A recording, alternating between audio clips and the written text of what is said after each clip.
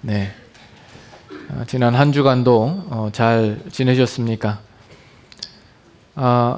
아들이 학교를 갔다가 돌아오자 어머니에게 말합니다. 엄마, 오늘 학교에서 내가 하지도 않은 일로 선생님께 벌을 받았어요. 그러니까 엄마가 흥분해서 말합니다. 아니, 뭐라고? 어떻게 그런 일이 있을 수 있어? 내가 당장 내일 학교에 가서 너희 선생님을 만나서 얘기를 좀 해야 되겠다.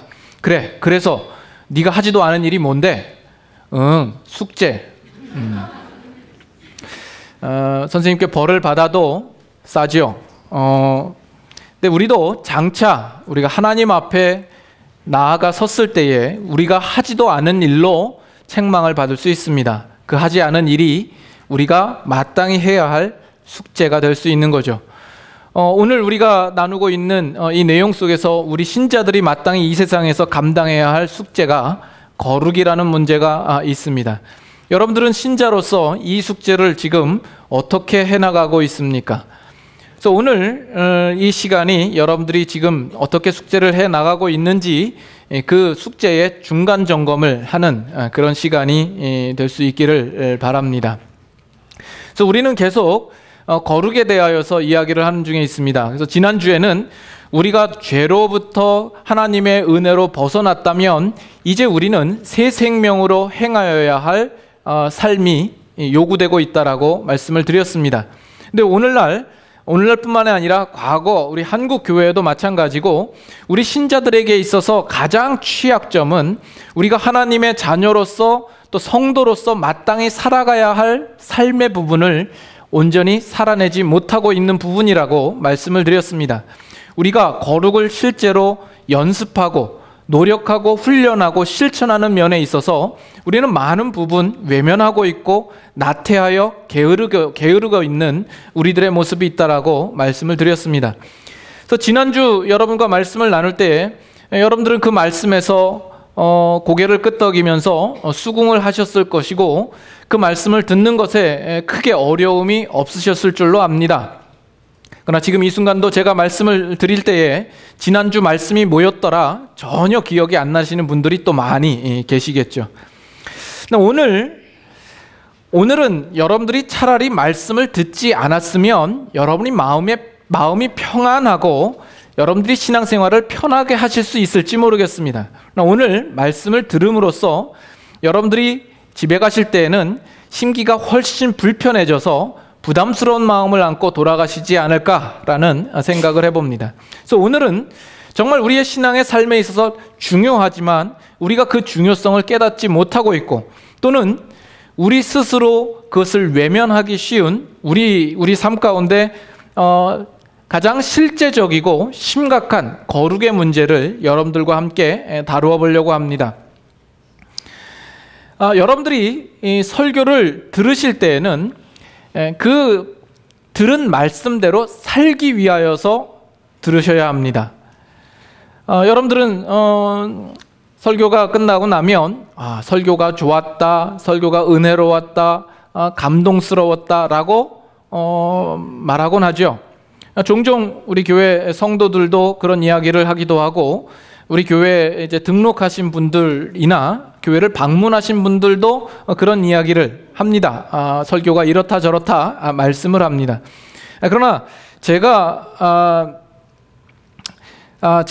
스스로 겸손해지려고 하는 이야기가 아니라 저는 참 연약하고 부족하고 별 볼 일 없는 설교자입니다. 그래서 언젠가도 말씀을 드렸지만 정말 설교를 잘해보고 싶은 목사입니다. 그것이 이제 평생의 소원입니다. 이 부분에 대해서는 제가 할 말이 참 많습니다만 이 자리에서 다 변명을 하고 설명을 하기에는 시간이 너무나도 부족하고 여러분들이 설교를 듣는 입장에서 어쨌든 여러분들이 설교를 잘 들으셨다면 그 설교를 삶을 살아내는 대로까지 이어가셔야 하는 겁니다. 만약에 그렇지 않다면 여러분들이 설교에 대하여서 이렇다 저렇다 좋다 이야기하는 그 모든 것은 다 의미가 없으며 순전히 사기에 불과합니다.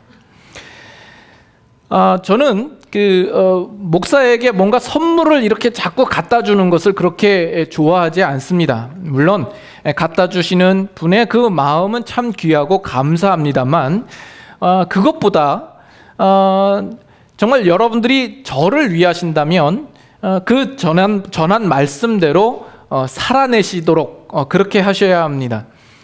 첫째는 여러분들이 신자로서 마땅히 살아야 할 그 삶을 목사를 잘 대접하는 것으로 때우실까 염려가 되고요. 그리고 목사로서 성도들에게 이런저런 모양으로 대접을 받는 것보다 여러분들이 그 말씀대로 살아가신다면 그것이 저에게 무엇보다 보람이요 기쁨이 되는 일일 것이며, 또 그것으로서 하나님께 인정을 받아 나중에 하나님 앞에 설 때에 하나님께로부터 칭찬과 영광과 상급을 받기를 소망합니다.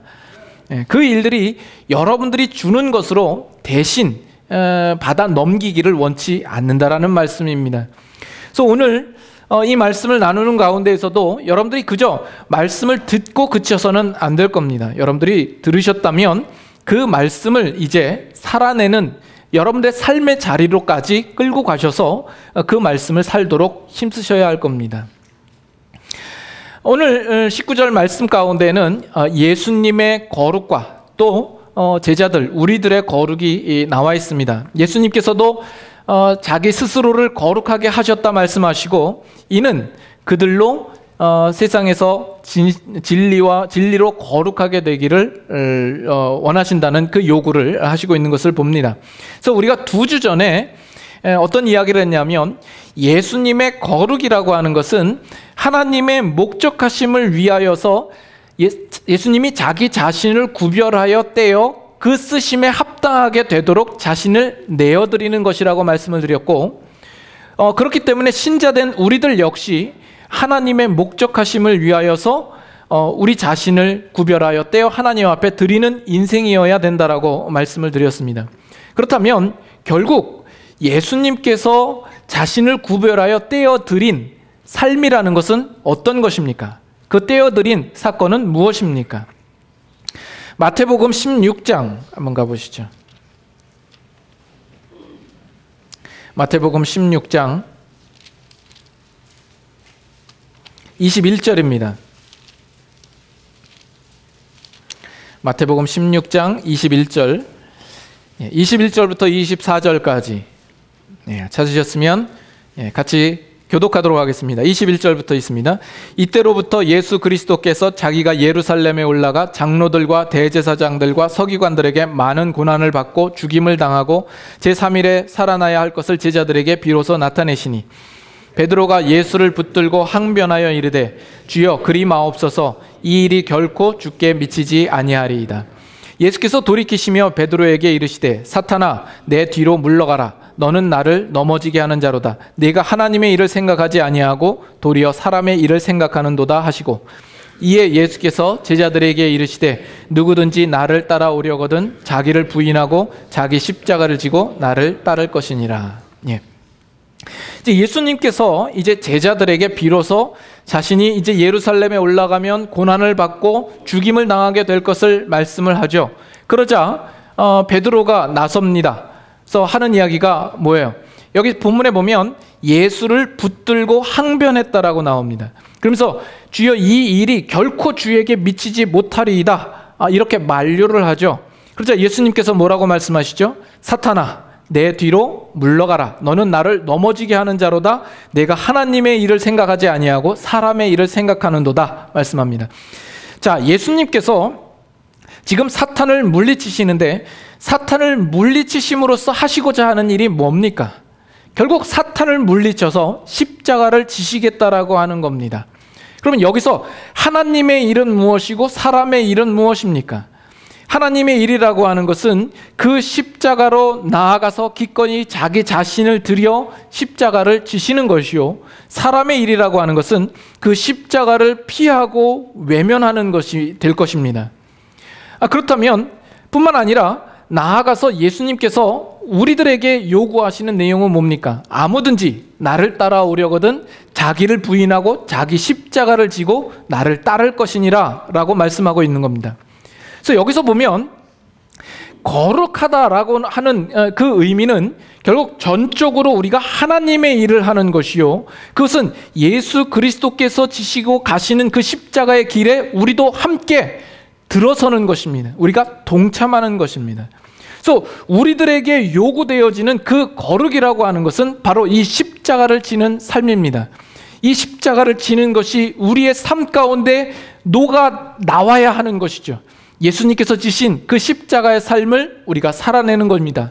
이것이 신자들이 실제적으로 요구되어진, 신자에게 요구되어지는 거룩의 삶입니다. 그래서 지난주에도 빌립보서 2장 5절 말씀을 우리가 보았었습니다. 거기 보면 너희 안에 이 마음을 품으라. 이 마음이 어떤 마음입니까? 곧 그리스도 예수의 마음이니. 그리스도의 예수의 마음이 어떤데요? 그 내용이 무엇입니까?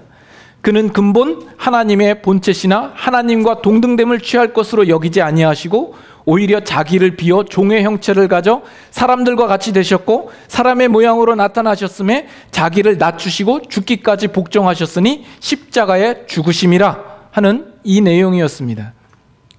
놀랍죠? 네.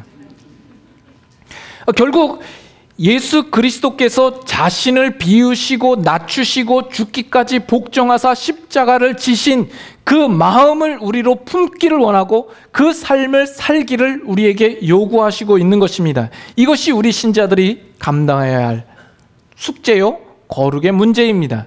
그러면 이제 여러분들에게 질문을 드립니다. 정말 이것이 우리 신자들에게 요구되어지는 거룩의 모습이라면 여러분들은 지금 현재 살아가시면서 이 거룩의 문제를 얼마만큼 싸워내고 있으십니까? 오늘날 세상 돌아가는 꼴을 보니까 세상 곳곳마다 얼마나 난폭하고 무자비하고 사악하고 죄악된 모습들이 많이 있습니까? 그런 모습을 보고 내 모습을 보니까 나는 그래도 예수님을 믿고 있고 주일이 되면 이렇게 교회에 나와서 예배드리고 있고 헌금도 하고 기도하고, 그래서 이 정도면 괜찮지 않을까라는 그런 생각을 하지 않습니까? 아니요.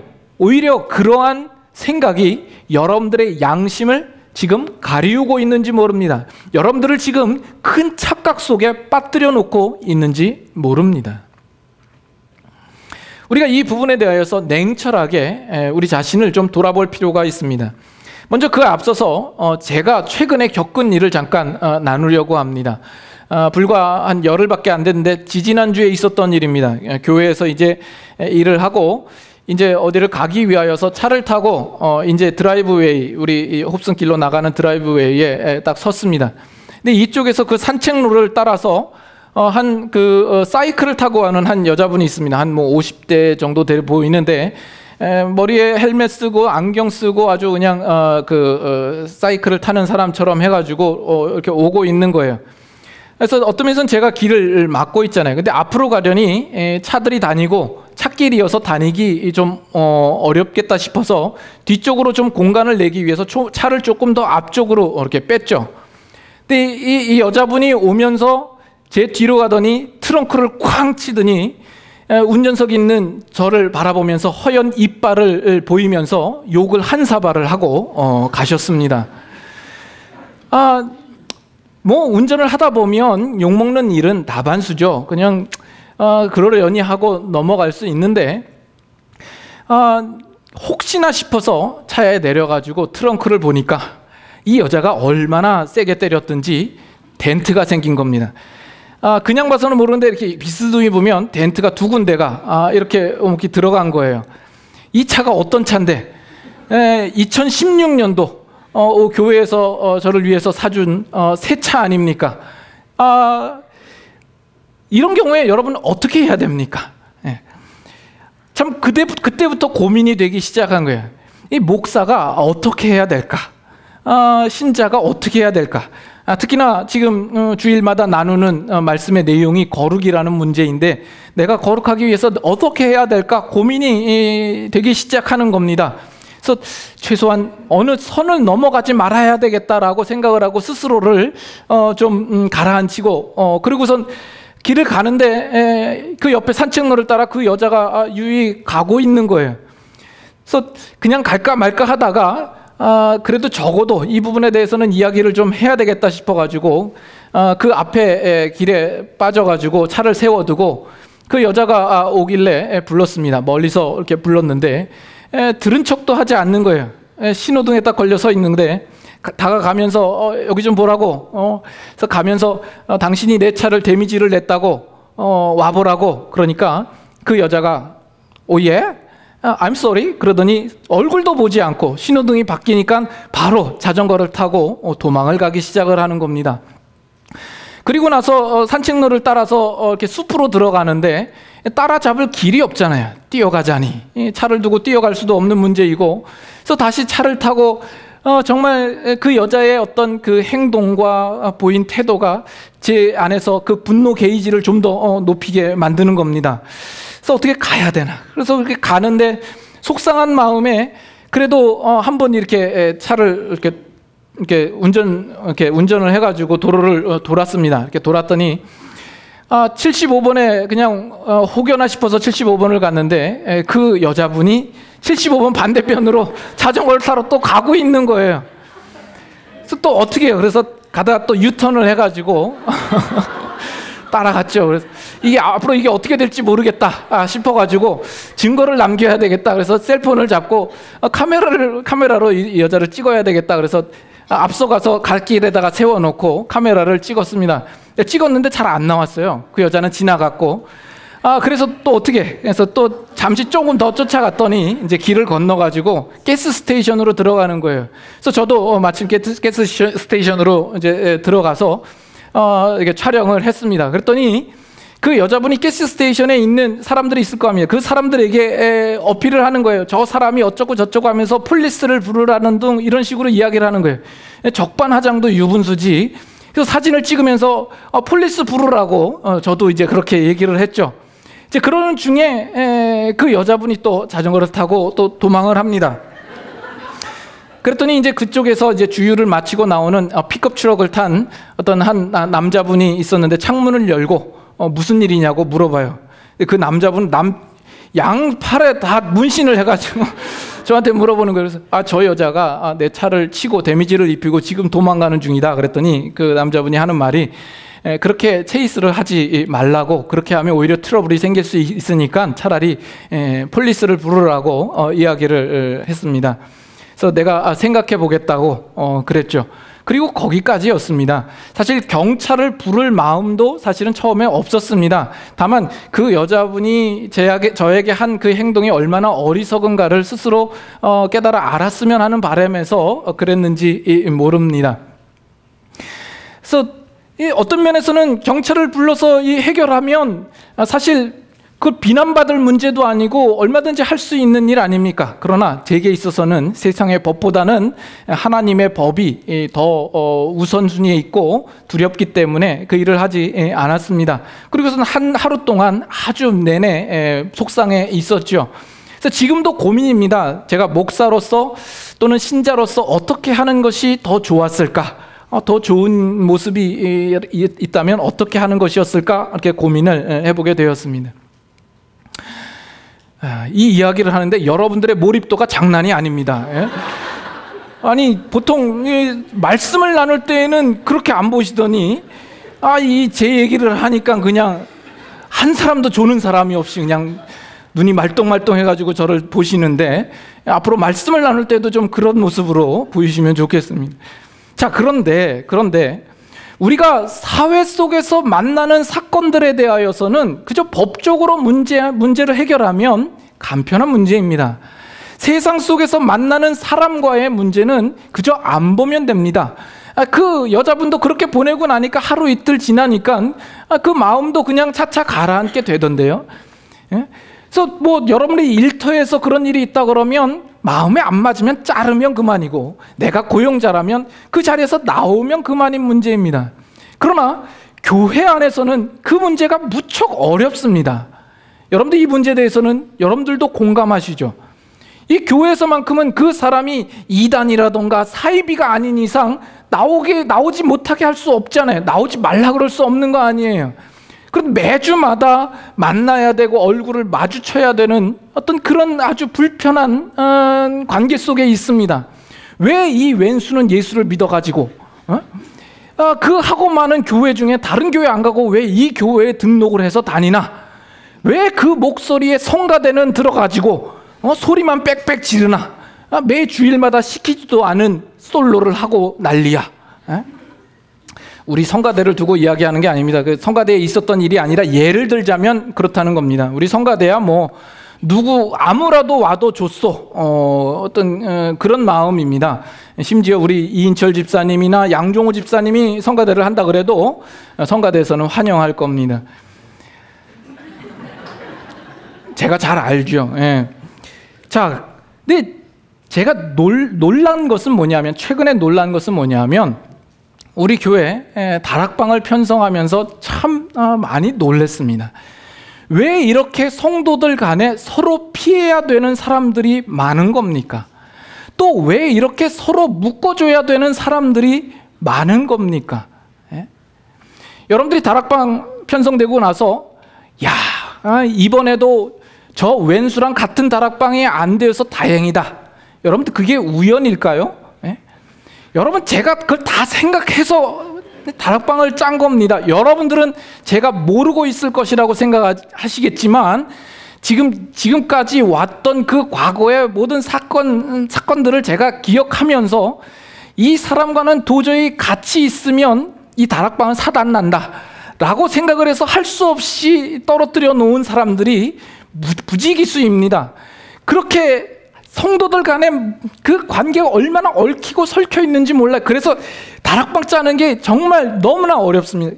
이 다락방에다 갖다 놓으면 이 사람이랑 걸리고, 이 사람을 다른 다락방에다가 또 편성을 하자니 저 사람이 걸리고, 이 문제가 얼마나 어려운지 정말 모릅니다. 정말 다락방 문제가 정말 어려워요. 그래서 저도 좀 한계를 느껴요. 그렇게 짜놔도 제가 모르는 또 다른 불편한 관계들이 또 있어요. 그래서 그 요구가 한도 끝도 없는 겁니다. 그래서 저도 한계에 다다른 거죠. 제가 뭐 알파고도 아니고 장담하기는 알파고도 우리 교회 다락방은 못 짤 거라고 저는 확신합니다. 이세돌의 바둑은 이겼어도 우리 교회 다락방은 알파고도 못 짤 거라 저는 확신합니다. 그래서 제가 부득이하게 다락방을 편성하고 이 다락방 옮기는 이 문제는 이제 더 이상 불가하다, 이렇게 못을 박았죠. 그래 놓았더니 이제는 나 이제 다락방 안 나가, 이러고 있는 거죠. 아니, 목사님이 나를 어떻게 알았지? 내 얘기하는 거 아니야? 맞습니다. 당신 이야기를 하고 있는 거예요. 그런데 그런 사람이 당신 한 사람뿐만이 아니라 우리 교회 가운데 무수히 많다라는 것만 알아두십시오.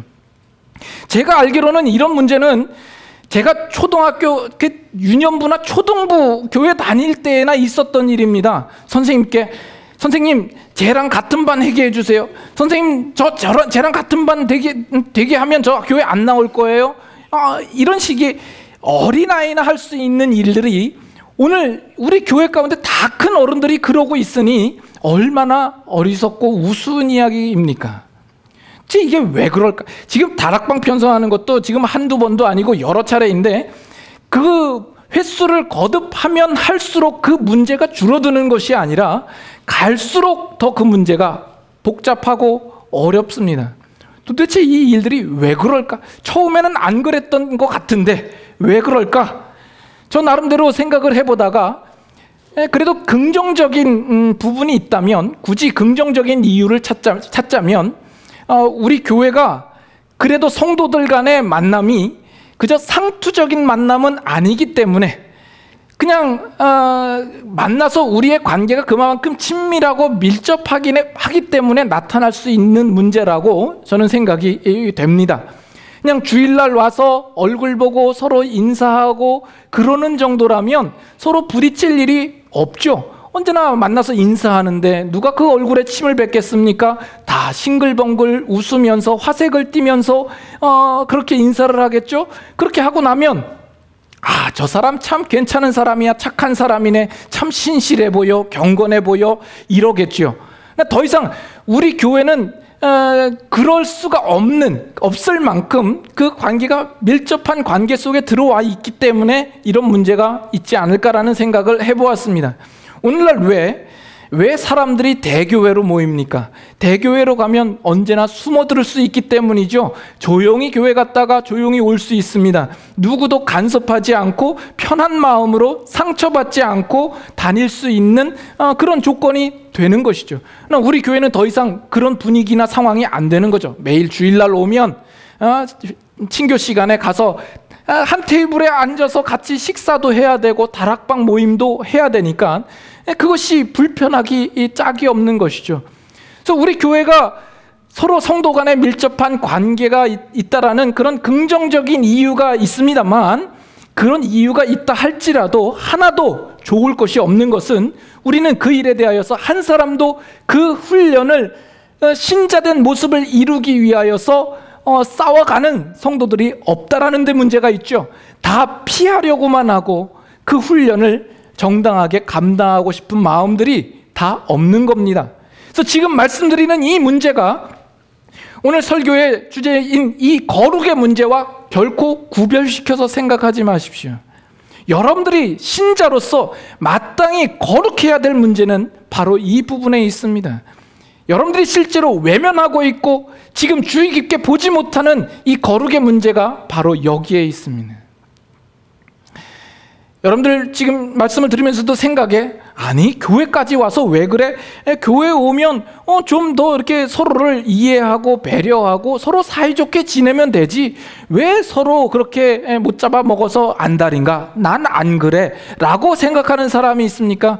그 사람은 아마도 우리 교회 등록하신 지 얼마 안 되셨든지 아니면 아직 그 깊은 관계로까지 들어가 보지 않으신 분들일 겁니다. 그저 교회만, 주일날 교회에만 나와서 예배드리고 잠깐 왔다 가는 정도이겠죠. 신앙생활을 해도 우리는 다른 사람이 접근하지 못하도록 적당히 간격을 유지하고 있는 거죠. 담을 쌓고 있고 다른 사람이 접근하지 못하도록 하고, 한 발자국 다가오면 내가 한 발자국 물러나서 서로가 서로에게 상처 주고 피해를 입힐 만한 그런 관계로까지 가지 않기 때문에 아직 그런 경험이 없을 것입니다. 그것도 결코 잘하는 것은 아닙니다. 그분은 아예 거룩의 싸움을 할 만한 여건조차 만들지 않고 시작하지 않고 있는 사람일 수 있습니다. 이 문제를 여러분은 어떻게 푸실 겁니까? 이 문제를 어떻게 보실 겁니까? 지금부터 여러분들에게 말씀을 나눌 것인데, 이 말씀을 그저 흘려 들으지 마시고 하나님께서 오늘 여러분들에게 실제적으로 주시는 엄중한 하나님의 말씀으로 여러분께서 새겨 들으실 수 있기를 바랍니다. 로마서 12장 봅니다. 로마서 12장.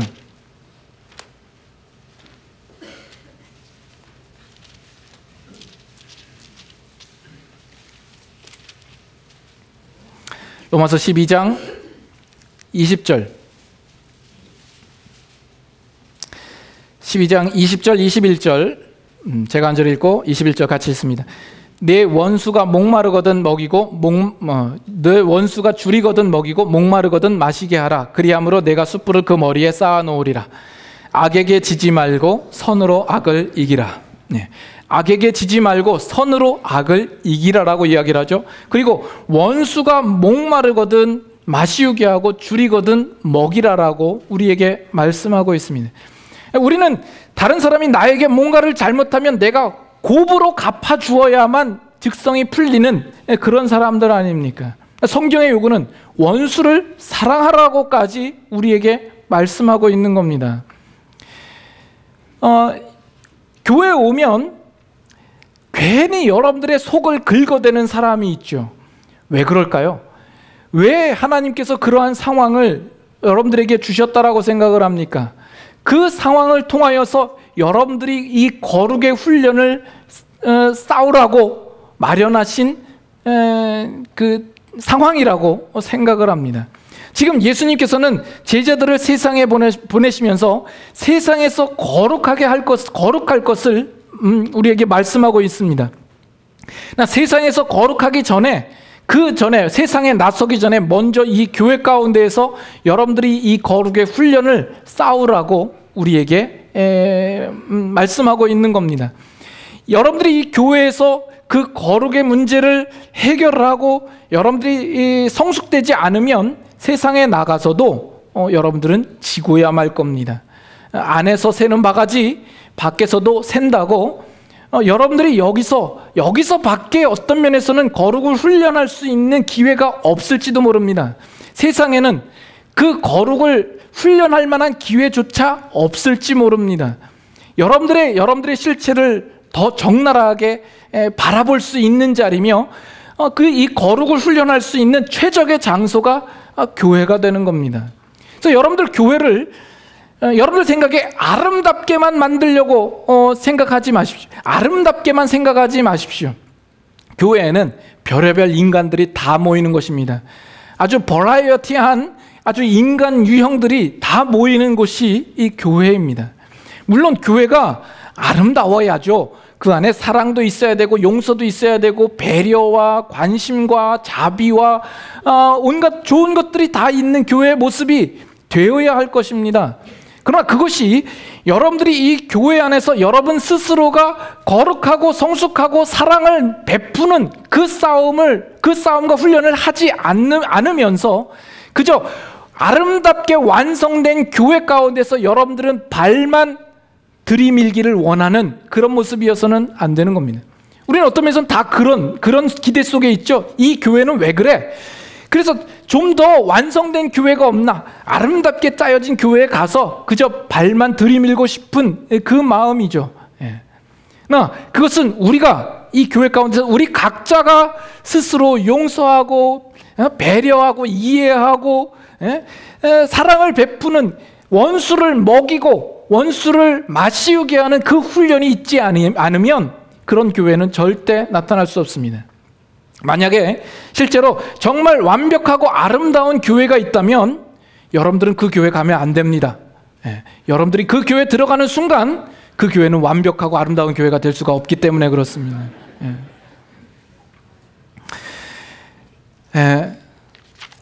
갈라디아서 5장 말씀 봅니다.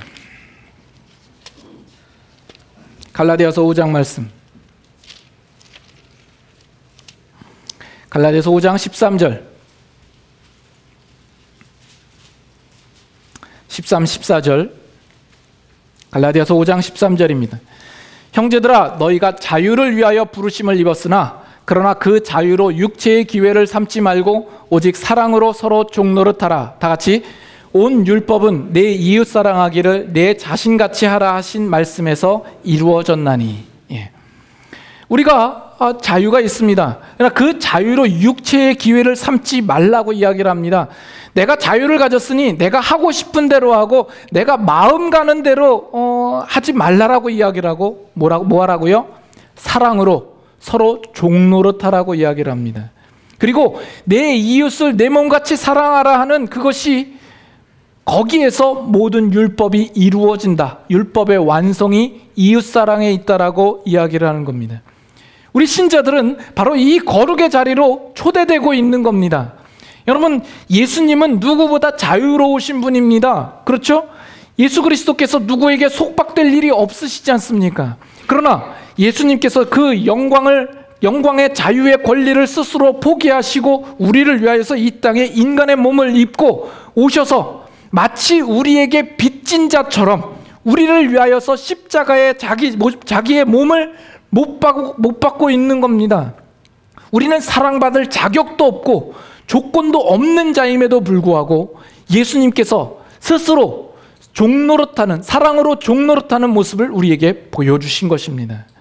그것을 우리에게 요구하고 있다니까요. 그것을 우리에게 우리를 그 자리로 초대하고 있는 겁니다.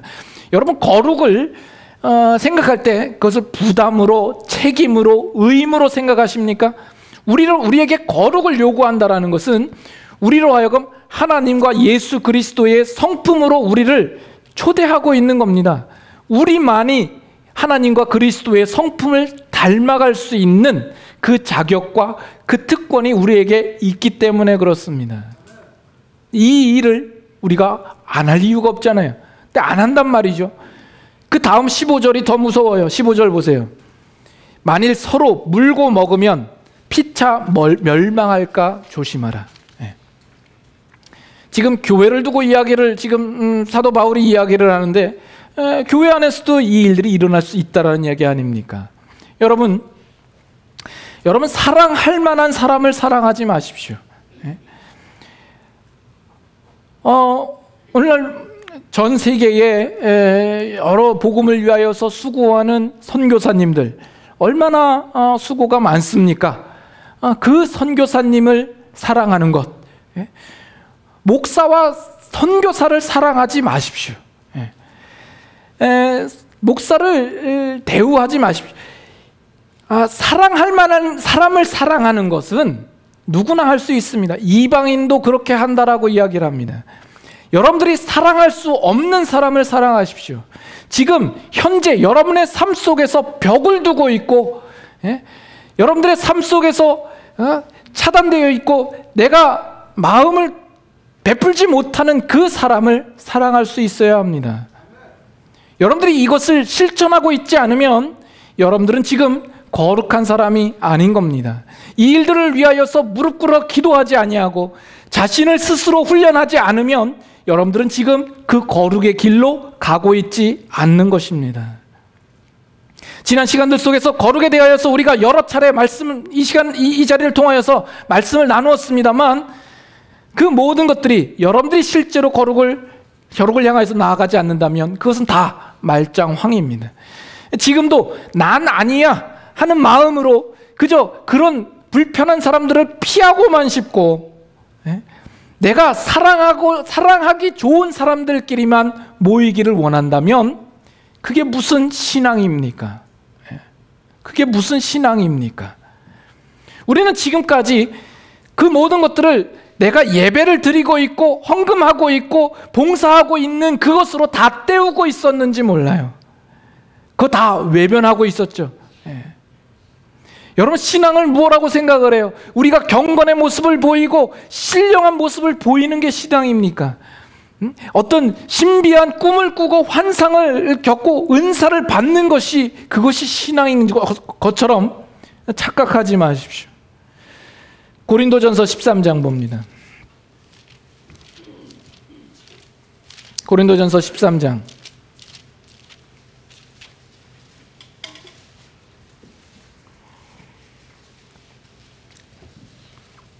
고린도전서 13장 1, 2절 내가 사람의 방언과 천사의 말을 할지라도 사랑이 없으면 소리나는 구리와 울리는 꽹과리가 되고 다 같이 내가 예언하는 능력이 있어 모든 비밀과 모든 지식을 알고 또 산을 옮길 만한 모든 믿음이 있을지라도 사랑이 없으면 내가 아무것도 아니요. 3절 제가 있습니다.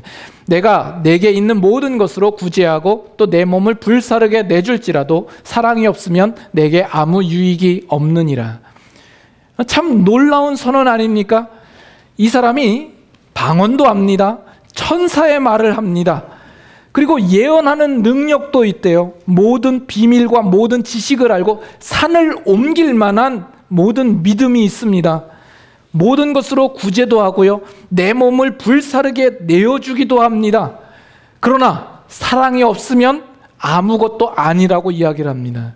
nothing이래요. nothing. 사랑이 없으면 그 모든 것들 정말 신령해 보이고 모든 것을 누가 보아도 경건한 모습을 가졌음에도 불구하고 사랑이 없으면 nothing이래요. 아무것도 아니래요. 이 고린도 교회는 그 어느 교회보다 지식이 많았고요. 그 신령한 일들이 일어나고요. 하나님으로부터 그 풍성한 은사와 경험들이 많았던 교회입니다. 그러나 그 교회 가운데 서로 당파를 짓고 서로 시기하고 분쟁하고 다투는 일이 있었던 것이죠. 그 교회에 대하여서 사도 바울이 너희가 아무리 이런 것들을 행한다 할지라도 사랑이 없으면 아무것도 아니라라고 지적하고 있는 거예요. 근데 어느 순간 어느덧 우리 교회의 모습도 이 고린도 교회의 모습과 많이 닮아 있지 않습니까? 아무도 이 문제를 심각하게 생각하고 있지 않는 겁니다. 우리 성도들 간에 그 관계 속에서도 화해할 마음도 없고요, 용서할 마음도 없는 겁니다.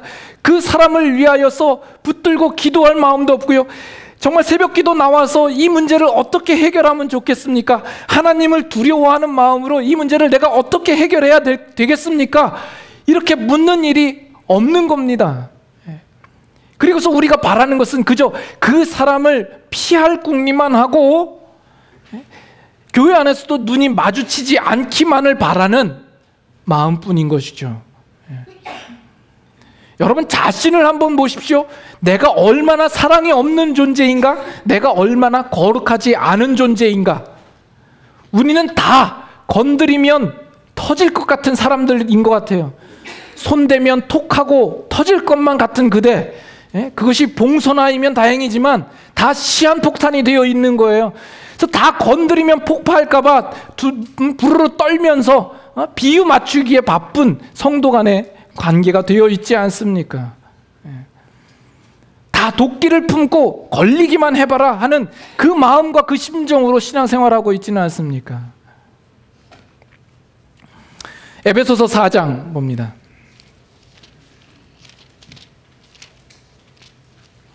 에베소서 4장 24절.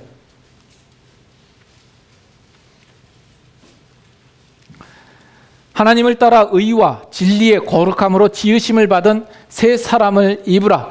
이미 우리가 여러 차례 이 말씀을 함께 보았습니다. 그럼 새 사람을 입는 것이 뭡니까? 어떻게 하면 의와 진리와 거룩으로 새 사람을 입습니까?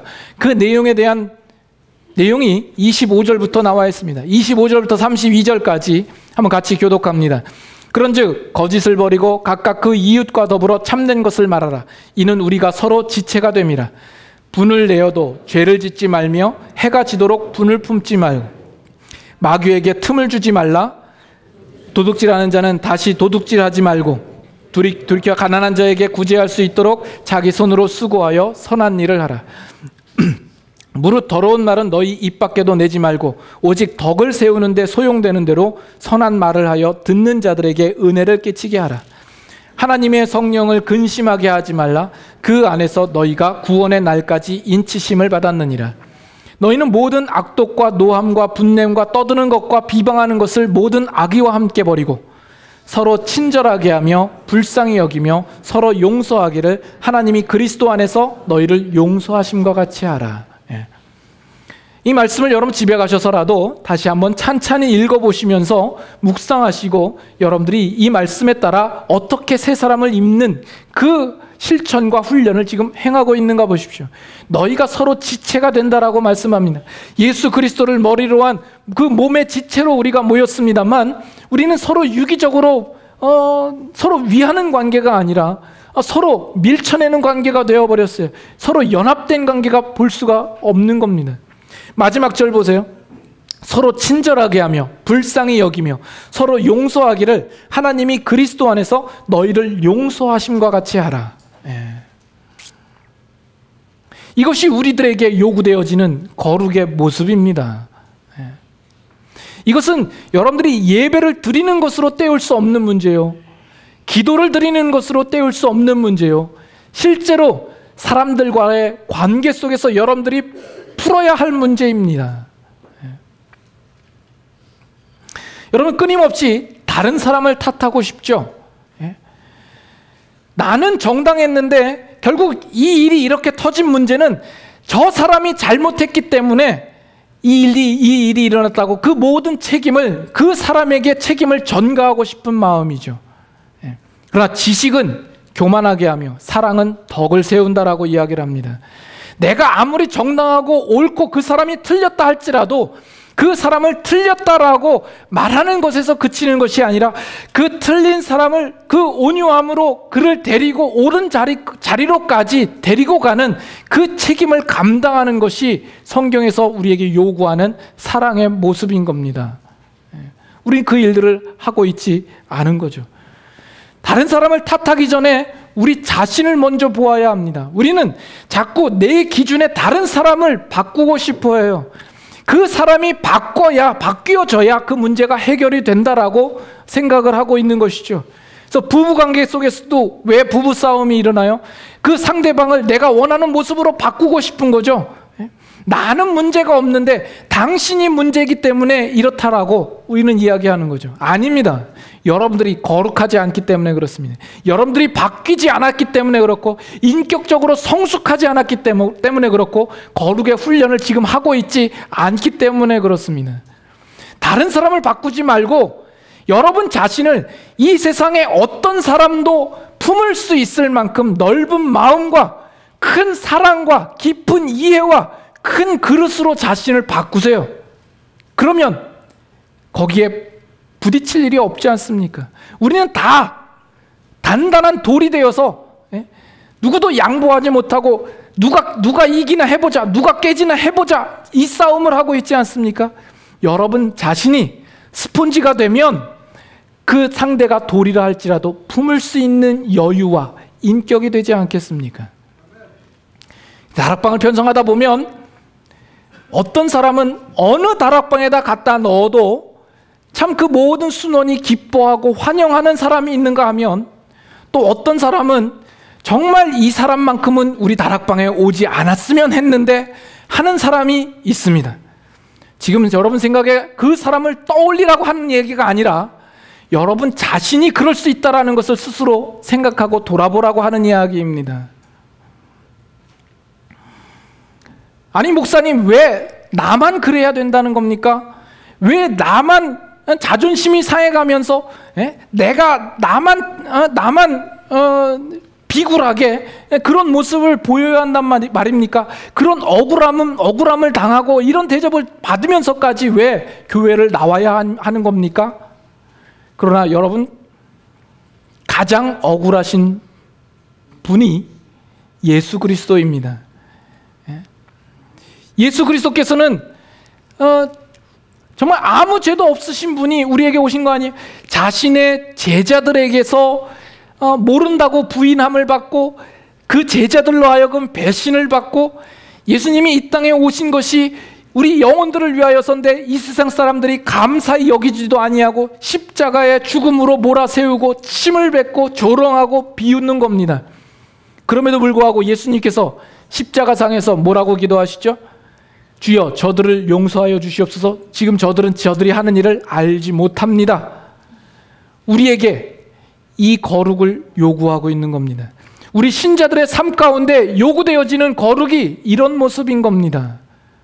여러분들이 그저 나는 예배에 참석했다, 나 술, 담배 하지 않는다, 나 저 사람들처럼 저렇게 큰 죄를 저지르지 않는다, 이런 소극적인 것으로 여러분들의 거룩을 확인하고 만족하지 마시고, 오늘 말씀드린 이 실제적인 거룩의 문제, 여러분들이 적극적으로 싸워야 하는 이 거룩의 문제에서 여러분 더 이상 주저하지 마시고 미루지 마시고 오늘 당장 그 일들을 실천하실 수 있기를 바랍니다. 영혼 사랑하기에도 부족한 인생입니다. 여러분들은 지금 그 숙제를 얼마만큼 행하고 있습니까? 이제 주님 뵐 날도 얼마 남지 않지 않았습니까? 그 주님 앞에 나갔을 때 주님 앞에 부끄러움 없이 설 수 있도록 오늘 주어진 이 거룩의 삶을 여러분들 기꺼이 힘써 싸워서 훈련하여 이루시는 여러분들이 다 되실 수 있기를 바랍니다. 함께 같이